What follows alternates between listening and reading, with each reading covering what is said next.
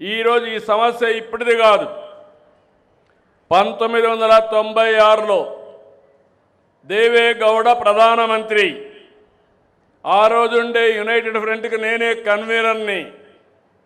ఆ రోజు బిల్లు ప్రవేశపెట్టాలని ప్రయత్నం చేశాం. అప్పుడు కాంగ్రెస్ సపోర్ట్ చేసింది, వాళ్ళు ఒప్పుకోలేదు.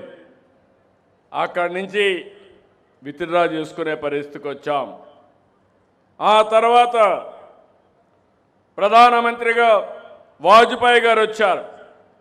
1998, 99, 2002, 2003 4 సార్లు బిల్లు తీసుకొచ్చారు. రాజ్యాంగ సవరణ అవసరం, 2/3 మెజారిటీ కావాలి. ప్రతిసారి బిల్లు పాస్ చేయకుండా కాంగ్రెస్ పార్టీ చేశారు. ఇంకో పక్క 2010 మీరందరూ గుర్తుపెట్టుకోవాలి, యూపీఏ ప్రభుత్వం కాంగ్రెస్ ఆధ్వర్యంలో రాజ్యసభలో బిల్లు పాస్ చేశారు. మీకు చిత్తశుద్ధి ఉంటే ఎందుకు లోకసభలో తీసుకురాలేదని నేను అడుగుతున్నా.